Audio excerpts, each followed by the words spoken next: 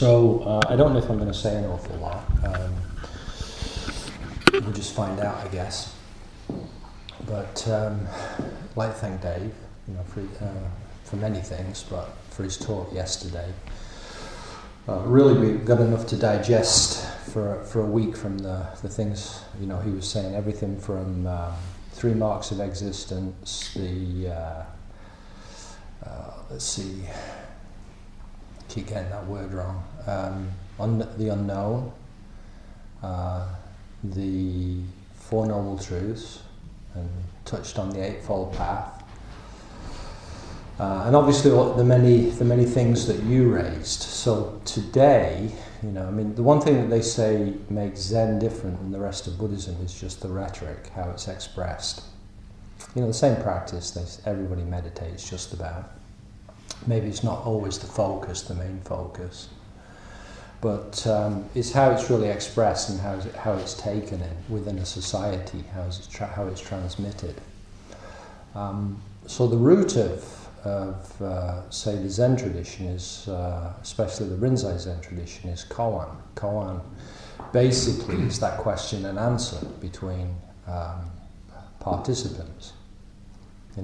So if you want Zen to live, it's important to raise that aspect up. So, do you have any questions or answers?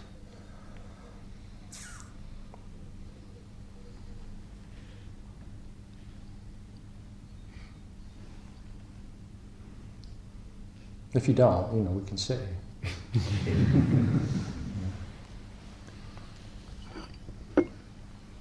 Can I start? No. Okay. I'm sorry. I've always got questions.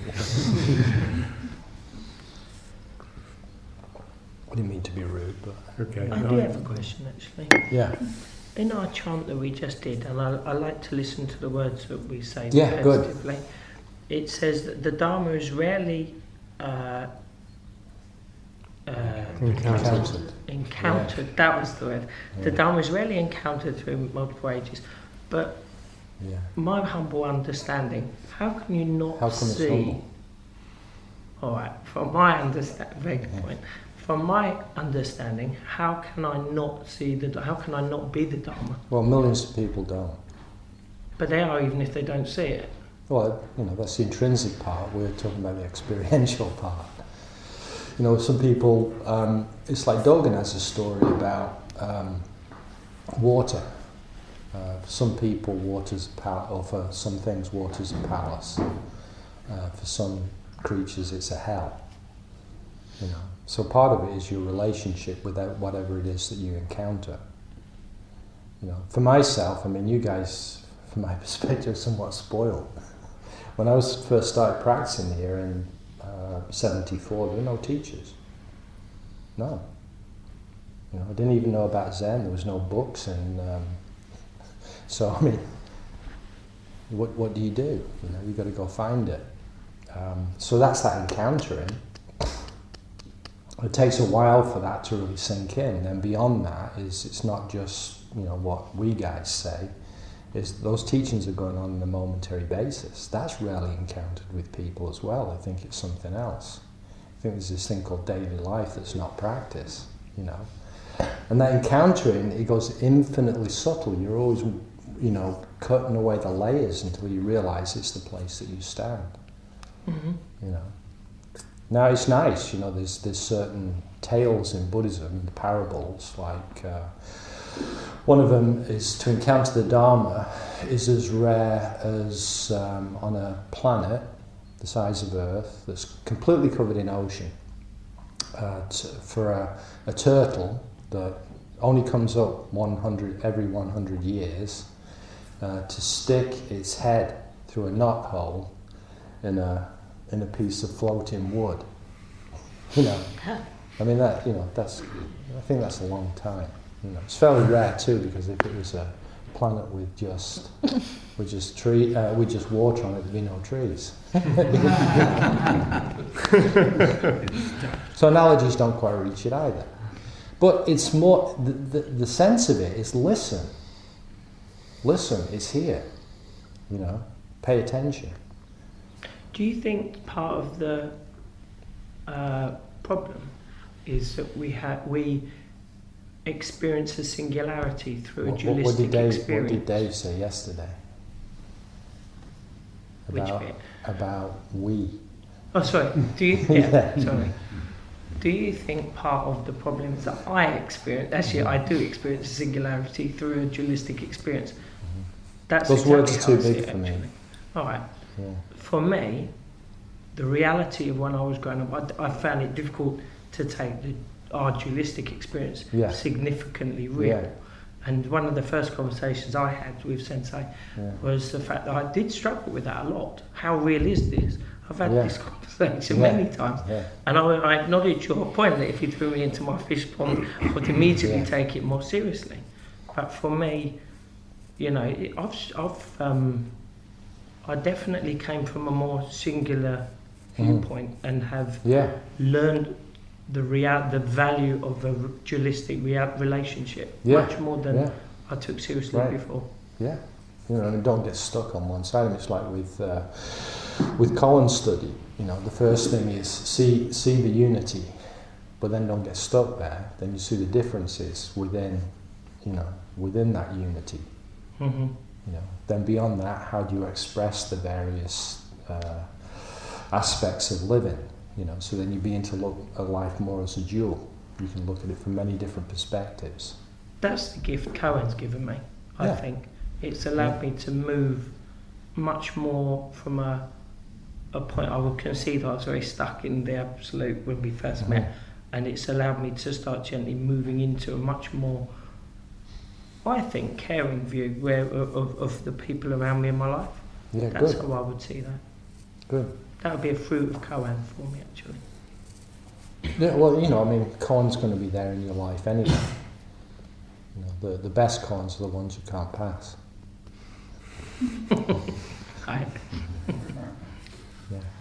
Roshi, I'm interested in the stages of practice. I came to practice not long after my father died, and it was very much a searching for something, a searching for meaning that propelled me into the practice. Yeah. And I think as the years have gone on, I don't feel as though I'm searching quite as much for something out there. Yeah. It seems to be more internalized. Yeah. But always there's that slight hesitation. There's a sort of a paradox. Should I be trying harder? Should I be looking harder? And it's that being comfortable and accepting things as they are, and also the paradox of wanting to search and needing to search. And that's the sort of difficulty. Yeah, that's the difficulty. Yeah. I mean, for me, it's I look at it in a similar way to you. As I was always hearing, well, you shouldn't strive, you shouldn't do this and that. But I'm striving. So the way that I dealt with it is I strived until I didn't need to strive anymore. You know, that was my state of mind. It's no good somebody telling me, you know, it's the hunting dog can't hunt. It's going to hunt. You know, but so it's using your ingredients. One of the things I appreciated about Maezumi Roshi is that quite often at the end of session he would say, you do whatever it is that you have to do to become enlightened. He didn't say you should do this, you know, and then he would say, you know, but veer on the side of good. You know, and that's an acknowledgement that we have other aspects to our own personalities. But that, you know, it's kind of interesting. Dave was talking about the Eightfold Path, and like him, I didn't get too much into the Eightfold Path. I was dealing more with suffering. But then, when I started to teach, I found it was a very good device. Now, the way that it's usually taken is, you know, be aware of these 8 actions where trouble can begin, or you know, where you can sort of go off in different directions. But if you take it as a path, it's pretty, you know, it's pretty amazing. So the first 3 are actually when you begin, you know, when you begin practice. And the reason I'm doing this is I'm working up to the 6th, which is right effort. And that's why it's up there. You'd think that'd be near the beginning. The first three are getting your ducks in order. So basically, and I'm going to say these in a different way. I know there's different translations, but the first one is see things as they are. It's usually what is right thought or view. So see things as they are. So this is your basis. All of the Eightfold Path is about see things as they are. And then intend to maintain that. But I'm saying you've got to get this straight in your head. You really want to do this. And for me, that's important. That's the first thing I'll do, like when I come on session, do I really want to do this? If I don't, I won't come. No, I'm serious, because I can't do something half-assed. I've got to be immersed in it for any benefit really to come out.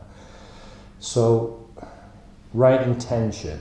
So I intend to maintain this, and again in the Jukai ceremony, the teacher always asks, will you maintain this? It's not just the words, I won't steal, I won't do those things. No, will you maintain this? And it's being pushed into you, almost like an imprint. Will you maintain this? Will you maintain this? So right intention, and then usually what we say right speech is actually committing to it. And that commitment is really important, because that's the thing that carries you through. If there's no commitment there's nothing backing it. Now if you've got all of those three in order, so I will do it, that's the right speech, I will do it, I will maintain right, seeing things as they are. Then the next thing is do something about it, actually do the practice. So get those three things straight. When that's straight, then practice becomes easy, because I want to do it. And then the next thing is, I think, let's see how 1, 2, 3, 4, 5, right livelihood. Doesn't just mean I'm not going to work in the military-industrial complex, or what. I'm not going to be a butcher or whatever, or torture animals for fun. It means take that right action into all spheres of your life. So that's practicing daily life. Whatever it is, whether you're chilling, whether you're working, whether you're walking, whether you're in an interaction with somebody else, positive, negative, whatever. The practice is right here, if you're in that sphere. And the next thing is kind of interesting, is this is where right effort comes up. Now you would think that would be near the beginning, but as a path it's near the end. Why is it near the end? If we use, why would you say it's near the end? Because you need effort to maintain and do all those other things. That's one thing, could be. Yeah. Because you need the other things to be able to see where to put the effort. Yeah, or refine it. Good. Mm-hmm. Because even when you think that all the others are accomplished, you can still make some more effort. Who effort? What? One, You I mean can. the previous steps, you're saying? Go on. And one last one. You don't know what's going to come up. You don't know what's going to come up. Well, that's true. But for me, it's a bit different. It's a lot of my effort was in I'm going to become this. I'm going to achieve that.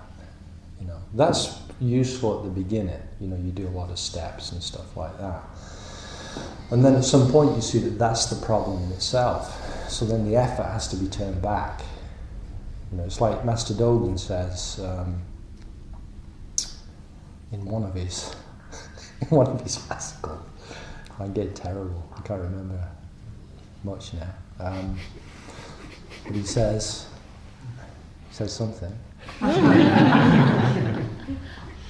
Take the backward step that turns your light inwardly and illumines the self. So that's that step, and it's not, for me it was really tough. It's like putting a nail through my foot to keep me in one place. So I'd start going, well, when I become enlightened, I will be, enlightened will look like this. No, it's like this. It's like this. And that's why, it's say up there is that then you really begin to see what you have as a human being. I really began to see what I had. Rather than looking somewhere else for it, is that effort really was extraneous. But then turning it back, that was one of the trickiest things. I'm not going anywhere, and I never have. It's always been here, this place. And the disease in itself was thinking that something else was going to happen. You know? And the next one is right mindfulness.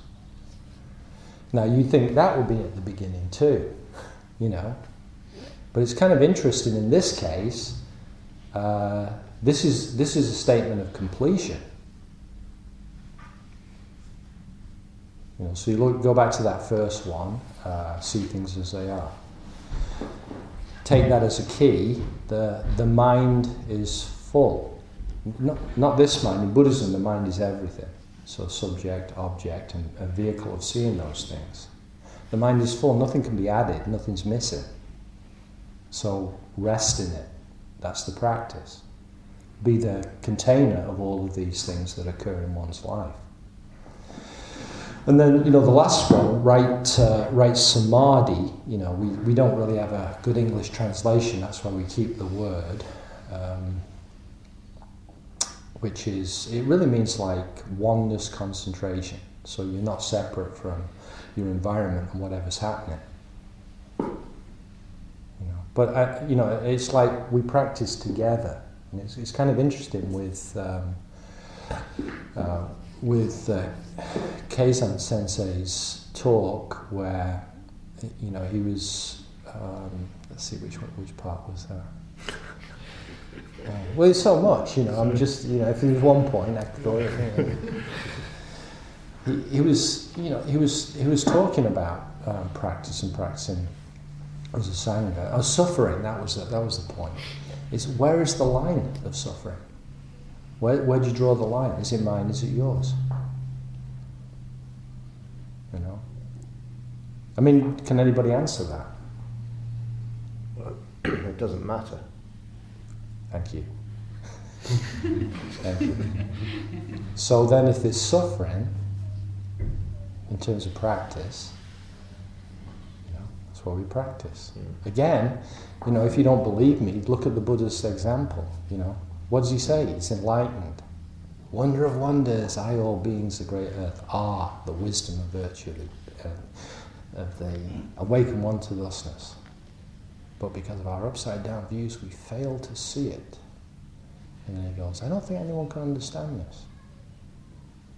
And then Indra comes down, you know. So Indra, just another part of himself, goes, give it a go, you can do it. And he goes, okay, I'll do it.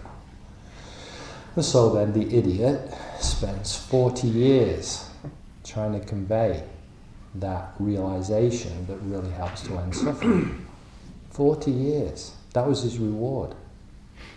40 years. 40 years. 40 years. Trying to convey something that is very difficult to express, you know. And he did it in many different ways, 40 years. Why? Not because he wanted to, I'm a good teacher, you know, I can do these things, I've got nothing else to do, might as well earn a living that way. He saw people were suffering, you know, he felt that. I mean, how can you not feel that? All you have to do is walk through Liverpool and see all the people that are struggling for something to eat and a living. You know, you can't turn your back on it. It's a fact of one's life. And then, you know, you look at that word suffering, which, you know, I worked on that particular question for myself for about 2 years. I worked on it first. There was the bad translation that life is suffering. I don't believe that. So then somebody told me the translation is there is the fact of suffering. Well, that's a bit better. There is the fact. And then I was told it was Maurice. He's a professor at the university in Amsterdam, and he was put as my jisho when I was doing a big mind workshop for Genpo when he had Genpo Roshi when he had a throat cancer. And I said, I'm working on this. What did the Buddha actually say? And he goes, this one here is a stuck axle wheel for suffering. And that really struck me. It's just like, this one here is a stuck axle wheel. He said that after enlightenment, which is again, that's a context to look at. This one here is a stuck axle wheel. What does that mean? Again, images can be very compelling. For me, they're very compelling. I'm visual in my learning. I see things and I copy them. But suffering is not a negative. It's a fact, and it also is a mechanism for change. That's why the Buddha doesn't say there is the fact of suffering. But there's the mechanism that compels us to change those things. And Dave talked about attachment and aversion. Well, not the aversion part, but that's obviously another part too, is that we maybe not engage in that. But if you allow yourself to use your awareness on whatever it is that is there in front of you, or you're feeling in your bones, is that awareness is an amazingly powerful tool. At some point it will cut through whatever is there. And an answer for yourself, whether it be, an answer aha, or an answer that you find a way. It doesn't need to come up to a cognitive level. It'll work that way. Yeah, go on. One of the things that some time ago I heard about that translation of suffering is that it actually meant dissatisfaction. Yeah, that's another one. Yeah. Well, that kind of clarified a lot of things for me.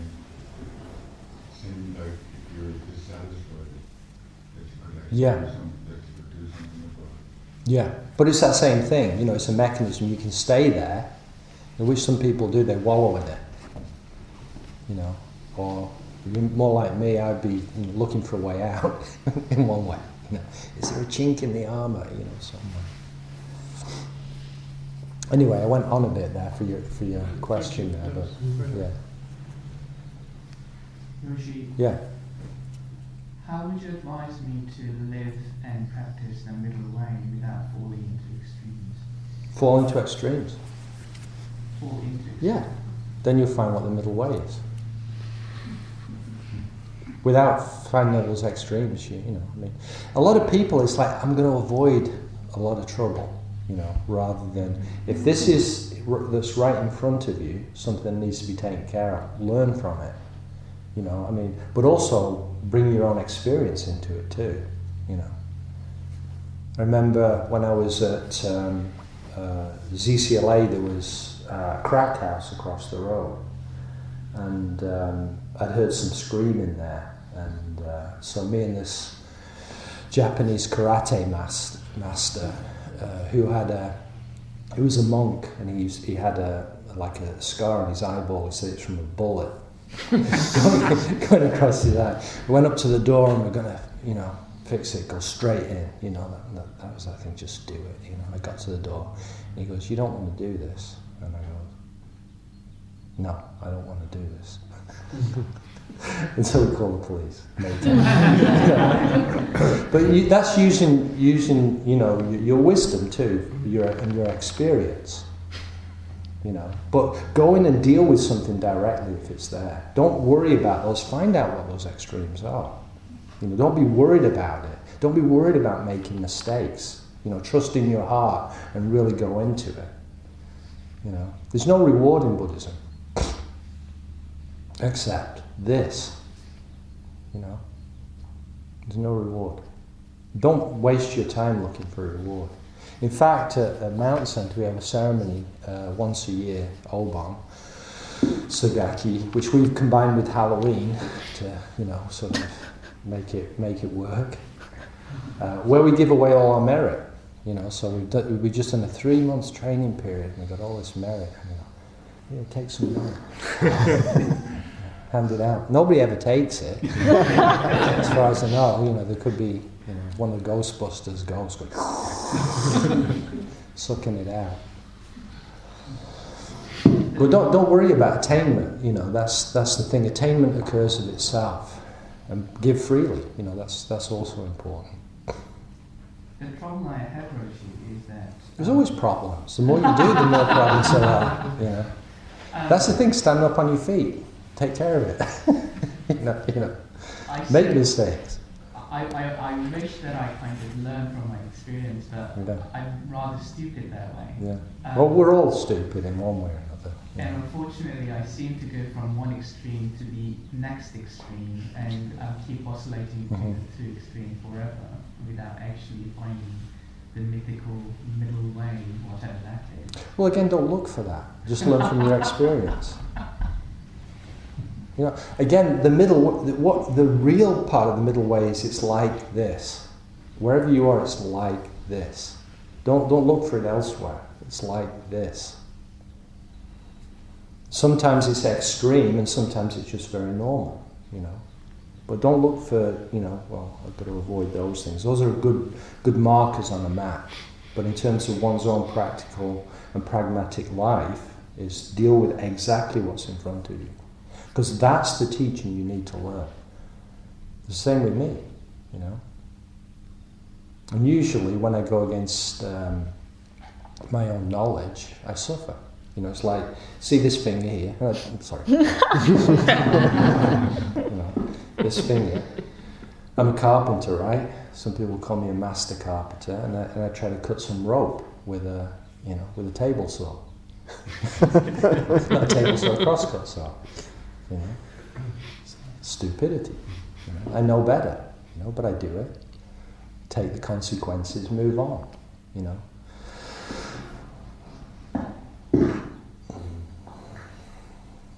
So now we've even covered the middle way.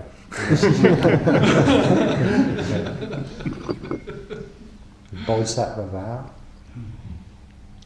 I find out those things I know better than to do. I end up bloody doing them, you know. What's that? Those things I know, you know, you talk about knowing better. Mm-hmm. I find myself doing it all the bloody time. Mm-hmm. How do you do that? You've done it again, you know. Yeah. Yeah. Being on the outside, we say, we'll do better. You know. Well, I'll continue to carry on with my own crap.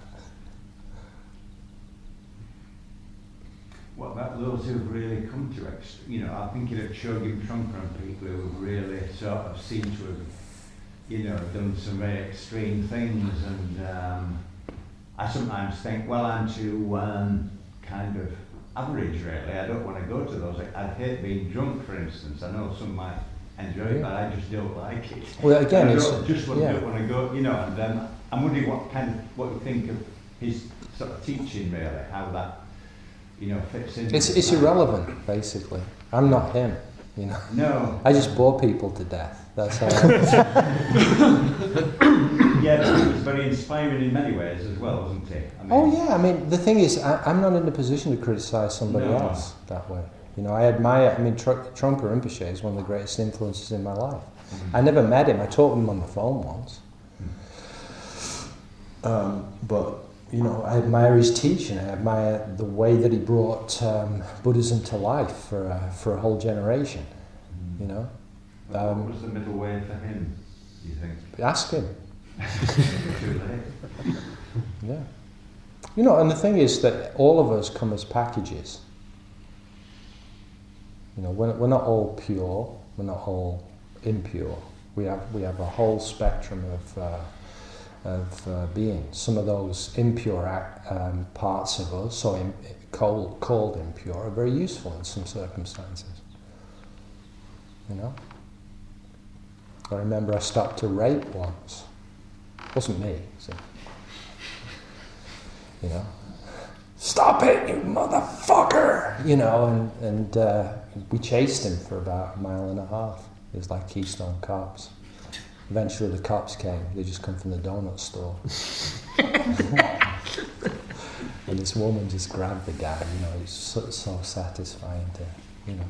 So there's these things, is you don't suppress these aspects, you use them at the right time, and part of practice is seeing where things are appropriate. I've not lost any of my you know, so-called deluded energies from when I was a kid. Hopefully they're a little bit more refined than they were when I was a kid. They don't go off on automatic like they used to do. You know, that's one of the things that practice does. You know, first I catch it after it's happened. A bit of practice, I catch it while I'm doing it. You know, a bit more practice, and I see it coming. Then I've got a choice either to go down the same road or not. You know, it's as simple as that. You know, and then again, it's if you allow your natural awareness. If I allow my natural awareness to work, it tends to cut through any circumstance.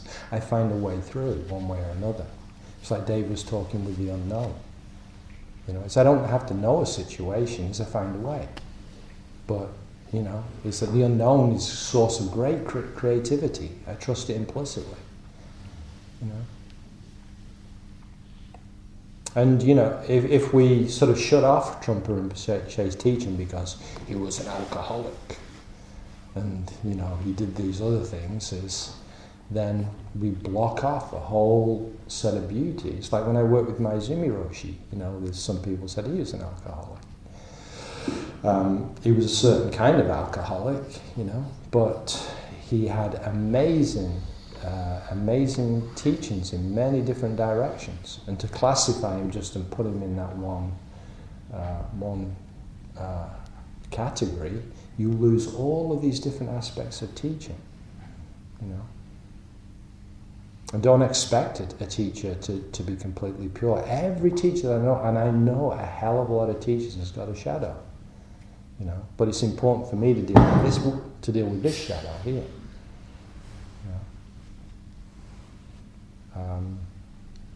It's like with Trungpa Rinpoche, he had that saying where, you know, he's really talking about stretch and using meditation well, where he said, when I meditate, I go to that which is most difficult. Otherwise, difficulties come to me. Now, he didn't list it and say what that was, but each one of us, you know, that's the thing to look at. Because as soon as you shed light on it, then it becomes clear. And again, that's the right effort, is turning back the light that you have onto your own being.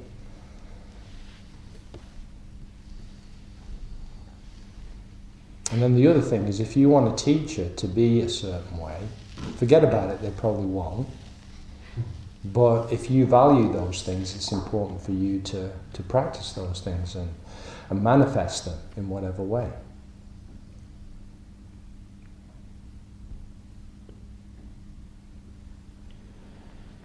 Sorry, I'm being a bit teacherly, but can't help it. I think receiving your teacher as a human being and as they are is the singly most important thing you can do, rather than project upon them something they could not possibly live up to. Right. Actually. And then the other part is, you know, is finding out who they are too. Yeah. Right. And I spent my whole life trying to find out who he was. I couldn't put him in a box after 20 years or more. Well, 16 I was with him. That's nice though. That means you always have to meet him fresh. If you put him in a box, he's immediately dead, isn't he? Yeah. Yeah. That's good. But you know, again, is that one of the things is that it's not just the teacher as in this, is the teacher is this, and this. Whoever you meet, that's your teacher. You learn from. Doksan just doesn't, or interviews don't just occur in that room. I remember a friend of mine was George Bowman, who's one of the people that brought me to America in the first place from here, and you know, we would just sort of talk about things, you know. And he said, yeah, well, you know, one of the beauties about Doksan is that you realise that it begins to occur out everywhere you do, and if you don't make that translation, is then you don't put equal value on the rest of your life, you know. I mean, it's one of the reasons we have altars, is so you raise up that aspect of the unknown, you know. So you raise it up. It's not the old dead dude on the stand. You know, that is operating in your life on a momentary basis. Everyone you meet, they're teaching in that way. I mean, it's not an easy thing to do, and I'm, you know, reminding myself of that thing. I think my practice has taught me to really appreciate the different types of people. I would have struggled quite a lot, I think, to be honest. 20 years ago, some of the characters I've subsequently met. But I think, especially in our room. However, I really love it. I'm very fortunate that I appreciate and love all of them. It's good. Yeah. Gives me space to do that. Good. So what can we learn from Master Trump? Master Trump? I'm not getting into politics. I mean, what I would say is, just look at your values. Don't project things onto that person, because they'll just become a receptacle. They'll become a scapegoat for the things that are already in you. I'm not going to give you my political views. No. Yeah. But that's one of the things, is be careful. Don't project all of your negatives onto somebody else. Look at issues, and if those issues are working, and deal with the issues. Because after him, somebody else will come in. And then we shift that over there. And we do this with teachers too. This teacher is so great. It's down there. Just see them as they are. Everybody comes as a package. Nobody will be what you want. And that's a really good thing. You have to fill those gaps. When I started, practicing Zen, I was also doing this, prison chaplaincy thing, and that's mainly a Theravada kind of run thing, and they can be very censorious, to be honest. They can be what? Censorious. What's that? I felt I didn't live. Kind of ignorant. What does censorious mean? It means judgmental of your ethical lifestyle, for instance. So if you ethical. Okay. They follow the precepts rigidly. Yeah. And I always felt I wasn't really a Buddhist, and in fact, in some ways, they would kick me out. They knew sometimes I have a year without ever touching alcohol, but sometimes I do have a drink, and as I say, I don't get drunk. But well, exactly. I'm breaking the rules. Yeah.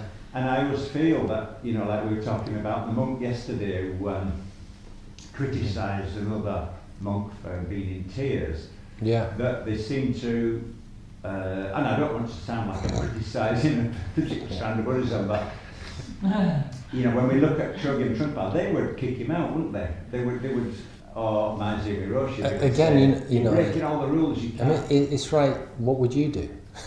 Don't worry about what they would do. I know what I have to, in a way. They judge me probably.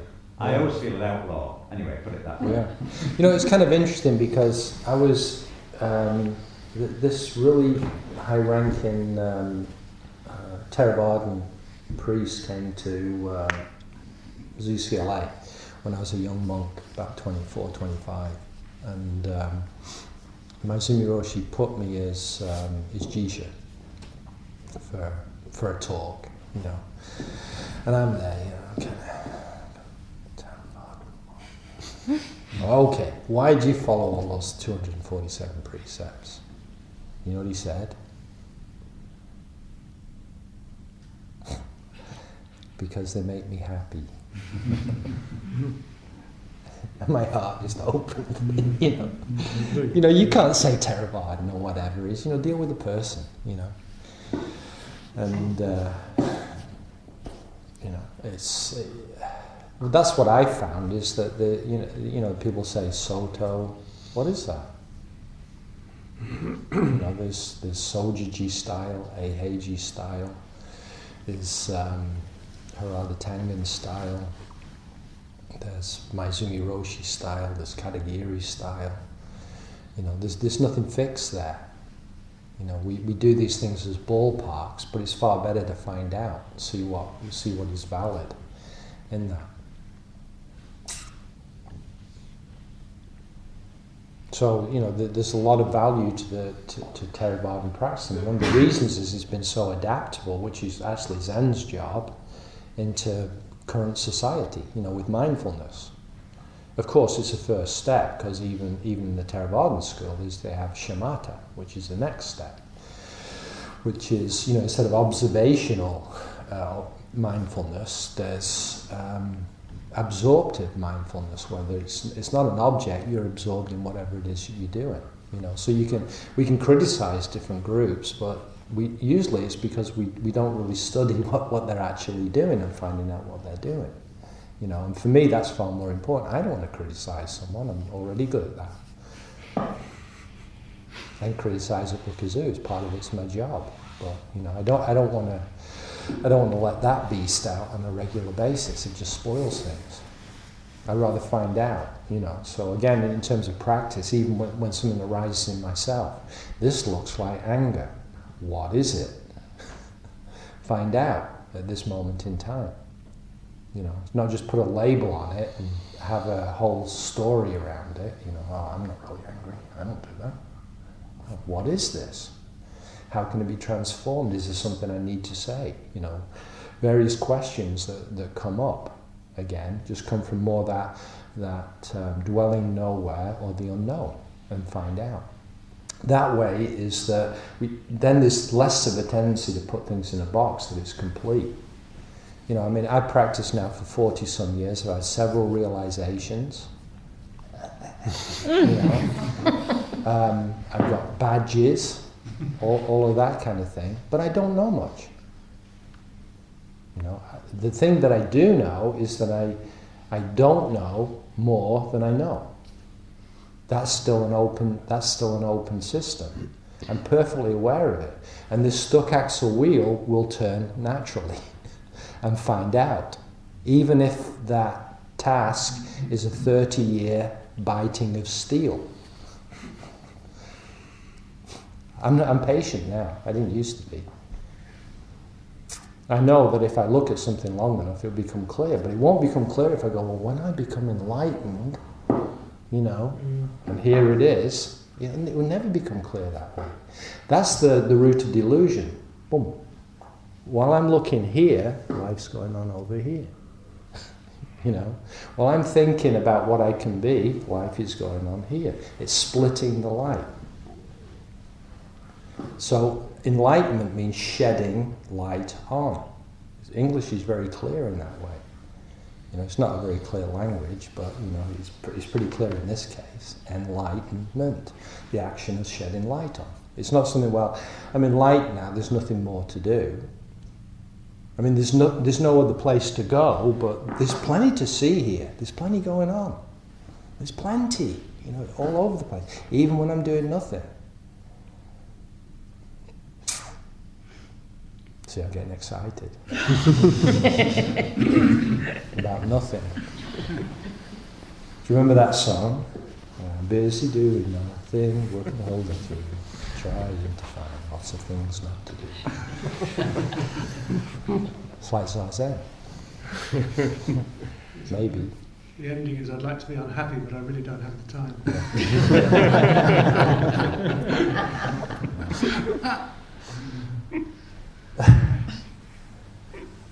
It's one of the good things about students, they finish sentences for me.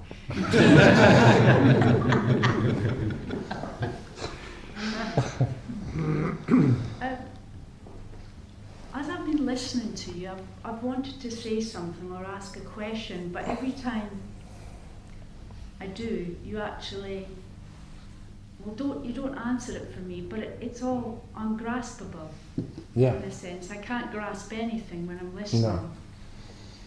And it makes me think about how I try to control things. Yeah. And when I do try to control things, I get hurt, that person gets hurt, or something gets hurt.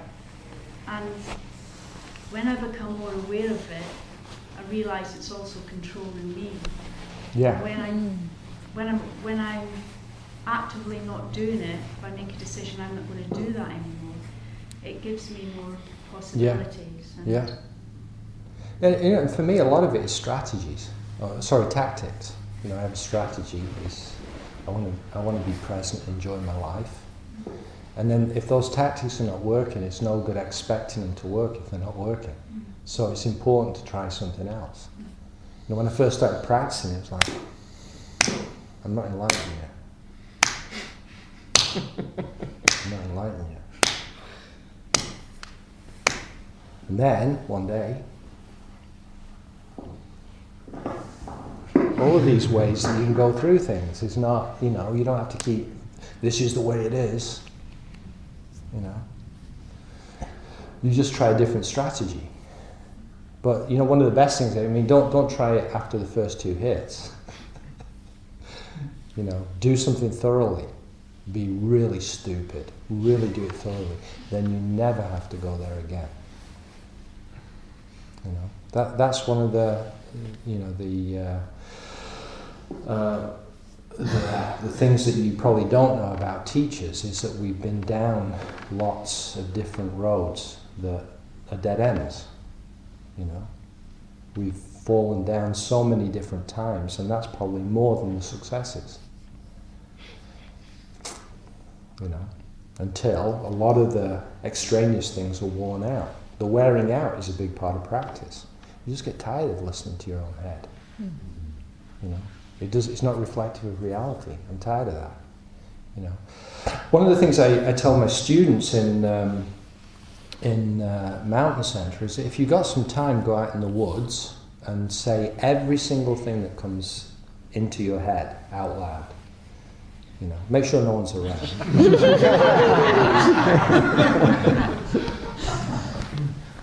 And you'll learn something about your own mind. You know, but say everything that comes out of your head for 1 hour. Well, an hour is a long time to say all the stuff that comes out of your head. You'll really learn something. I mean, I did. And I was going, oh, God, this is boring. And then, you know, I mean, another aspect of this is that you realize you can't work out this world with your head. It's too small with your thought process. But, you know, this is the flip side, which is true, you know. And when I say you can't work it out, I mean, I've done that exhaustively for 15 years. I did that. And one day it's like, you know, I really can't work this out. This is an impossibility. But what I can do is I can experience it to whatever depth I can experience it. But there's no depthometer there, or fathom thing. Nobody can tell you that. You can't compare it against anything else. You can only explore your own depths to whatever, you know. And that's real freedom. Nobody out there is measuring it for you. People will try, but they can't. You know, it's like Dogen says, like, if you try and measure one moment of a person's meditation, is that even the Buddhas can't reach that.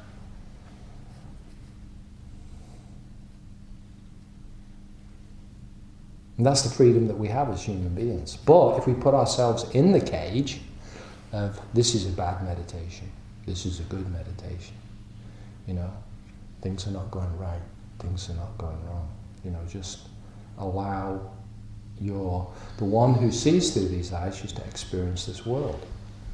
You know, and then you'll see that those things are arbitrary. It doesn't matter how you feel it, life goes on. The one who sees through these eyes has no history.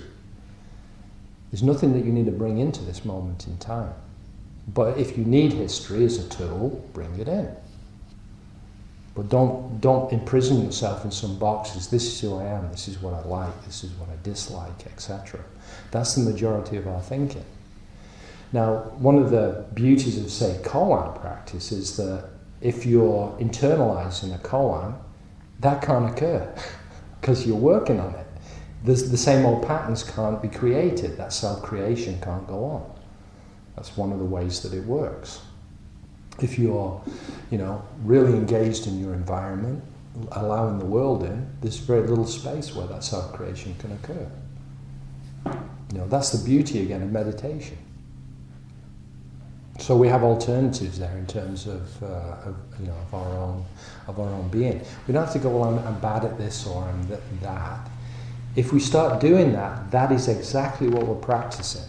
This is exactly what I'm practicing. And it's not true. The one who sees through these eyes has no history. You're not enlightened, you're not deluded. You don't need to worry about those criteria. Just deal directly with what's here. Well, I can't. Why? You're doing it. You are that thoroughly, right from the beginning. That's the intrinsic part, but then to have that kind of faith and determination to carry that through, that's really the measure of one's own depth. If you can do it and trust yourself in that process, then your own life naturally unfolds in whatever way. And practice is never distant in that respect. Yeah.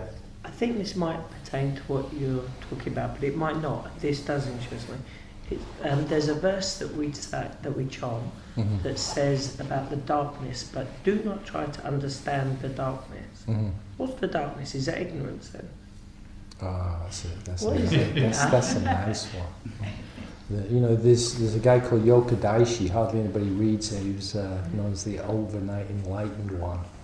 He practiced with, I think it was 6 ancestors. You remember? I don't know. Yeah. But he's, he's got this beautiful piece of writing. Can't remember the time. But see, this is the bad side of not knowing. And he says something like the nature. He says a lot of other things, and part of it is here about a verse down. He says the nature of or Buddha nature is pure ignorance. That's a lack of So it's a lack of position, not ignorance as in stupid. That's ignorance as in a lack of solid position. Yeah, I mean, unknown, basically. Unknown, yeah. Right. Yeah, and it's one of those ways that you can look at one's own ignorance, which really is to ignore the facts, and see that basically how much do I actually know, and then start from that position. That's how the Buddha became enlightened, was he just recognized he knew nothing.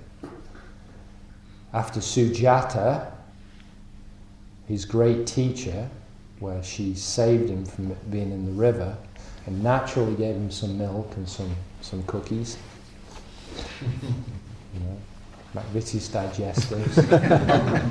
And he was so impressed and humiliated by that natural act of compassion after all of his 6 years of ascetic practice. He realized all of that was in vain. Except that was another dead end. Now I'll turn my light into what really needs to be taken care of. So that darkness for me, that's the source of my own life. I come from nowhere, I return to nowhere. And in the meantime, that's always at the bottom of my consciousness. Just in the same way I was born, first memory came in at about 18 months. And then that was the first memory, then things began to string together. But the basis is this vast and open part of life. And then, in terms of people talk about relative and absolute, they're not separate. We arbitrarily bring those up because it shows a certain side of our lives. And in that sutra where it goes, light and darkness are a pair, like the foot before and the foot behind in walking. There can only be one foot forward in walking. So when it's light, thoroughly it's light. But we know night's going to come, or realization will come. When darkness is there, it's just dark. That's what we study. If you're looking for something else, again, you're not studying the place that you stand. And if you look at that, the whole thing is like the whole sutra, relative, absolute, relative, absolute, relative, absolute. It's a pretty carefully crafted piece of writing. But experientially is what I'm more concerned with, is that don't look for this thing called enlightenment, because you won't find it. It will find you. And the way that these so-called realizations come is by you put yourself in the present moment. You're not practicing futurizing or nostalgia, and then this present moment shines through like the elephant in the room. And this is not a stuffed elephant. This is one that might tread on you. The last time we spoke, I asked you what emptiness was, and you couldn't have punched me in the face harder. And you say, I can.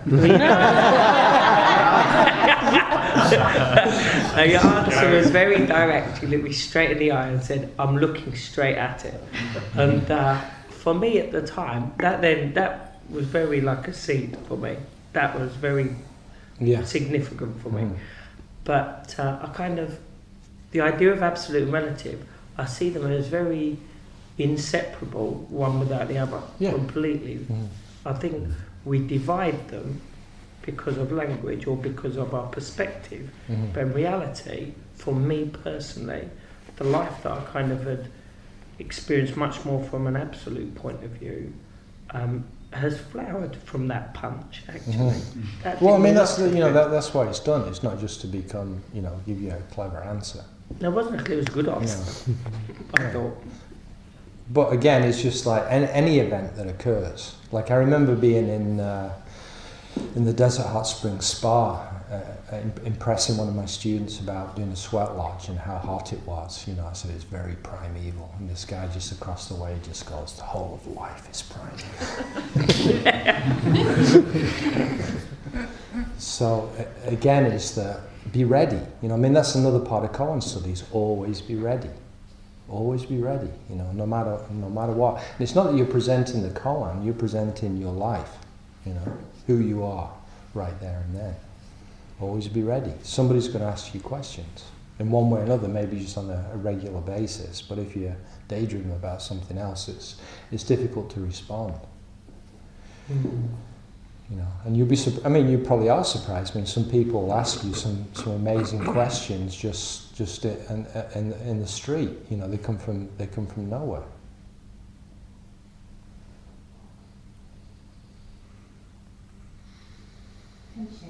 Yeah. When you say enlightenment, is that like... I'm sorry? When you say enlightenment, is that like one light bulb moment? Because you're saying about realisations, which sound like they can come... Dave, do you want to answer this one? I couldn't hear you. Apologies. It's asking about enlightenment. Is it one light bulb moment? That would be sweet, wouldn't it? I heard on the radio. Being in a sunny meadow forever, no. Not from my experience, maybe somebody else has, but I've never. I heard on the radio recently that the human brain runs on 20 watts. Runs on what? 20 watts. And this is from the man that says the best relationship is one between a sadist and a masochist.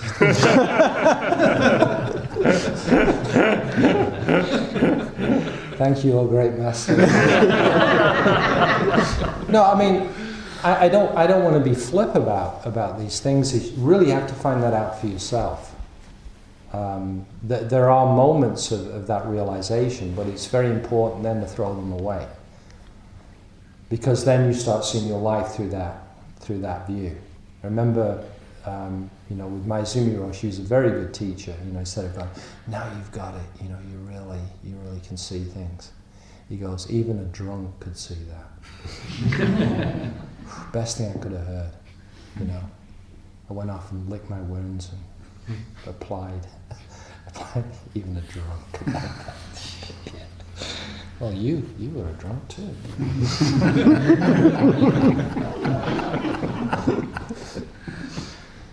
No, but again, is that see that for yourself. Don't project on how it is or what can happen. It happens in many different ways. One of the problems with books that talk about it, like the 3 Pillars of Zen, is that then people expect it to be that way.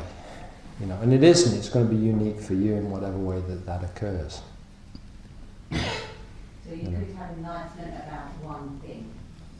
Well, enlightenment usually is certainty about your own life. It's a very broad thing. You reach the bottom line basically at that point. And so then you carry that into the rest of your life. It really works in that way. But it's not complete, That's the thing, is that it's the shedding of the light that is the important thing on a momentary basis, because if you start to just value the enlightenment experience, which can be fleeting, it can be long lasting, is that then you begin to demean your everyday awareness and long for those times, which isn't a good thing to do. The thing is that with that realization, you see that it's here, never leaves you. And in many ways, it's rather like, well, when enlightenment occurs, it's like, how can I escape this enlightenment? And I never have been able to do that. Not that it's anything special. How can I escape this? It's always been like this. Even when I'm so-called deluded, you know, in daydreams or whatever, it's always like this. I'm woken up, you know. It's always like this. Never has been different. It's like in Buddhism, we have a very underrated title for Buddhas, which is Tathagata, which means the one who's attained to thusness. That's what enlightenment is. You attain to thusness. But that's nothing special. Everybody's basically attained to thusness. You see that? Are you asleep? Are you somewhere else than here? This is it. I mean, and you can also try for a period of time. You can play the game of how can I escape this, and then that changes your wiring of your mind somewhat too. You know, rather than go, well, this doesn't reach my expectations of what enlightenment is. No, how can I escape it? Master Dogen put it in a different way. He goes, be blocked by Zazen. Where can I go? You know, like the prisoner. You know, that old movie. You just can't escape. How can you escape this? And then part of it again is how much do you value life in itself? I mean, usually we look at life from what I've attained, what I've lost, and where I hope to be going, rather than, you know, this whole universe. And I'm saying this, you know, intrinsically now. This whole universe is my sense sphere. All of it is included here. You know, I always like to say, well, look at the night sky and see the stars light years away. That's your life, you know. But remember, when I was in England, I hardly ever saw the sky. You know, I hardly ever saw the stars. You know, it was either too cold or it was too cloudy. You know, but we don't acknowledge that. All of this is ours. There's nothing missing there. But then we have all of these. We set up all of these criteria where my life would be good if. And then we take those as being real, and then we pursue them, rather than, again, really appreciating the place, you know, the place that we stand. And appreciate, and I don't mean describing, I mean just really feel it. You know, we've got all of this, and yet the Mercedes is far more important. You know. And how can koan help you with appreciating that, realising that more than sitting? If you have an inquiring mind, they may be very useful to you. You know, I'm not saying you should. You know, I'm like Maezumi Roshi, is just do whatever you need to do. You know, koans work for people that you know, have a very strong sense of inquiry and don't know quite where to put it.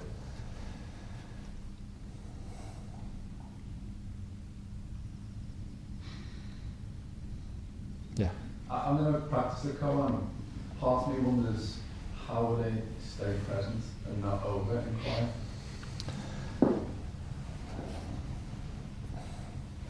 Do you want to work on koans? I'm curious. Yeah. Okay, well, then I can't answer your question.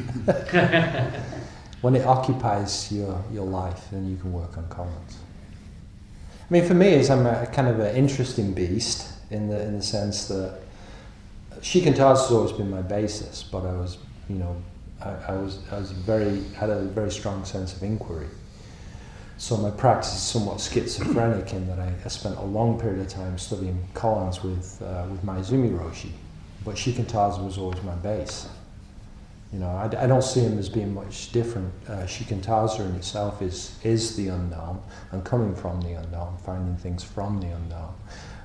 Life is koan in itself. There's always parts and pieces and how things fit together. You know, and at some point they gel, and then you could say that's a completion, but life goes on, the koan continues. So for me, it's that both of these practices are valid, but it's more a matter of affinity and how you use tools. What's the best tool for you? She launches in 5 minutes. Launches in 5. Okay. Yeah. Do you want me to shut up? Well, I'm thinking about the Tenzo and getting everything out. So finish. Yeah. Thank you. That's finished.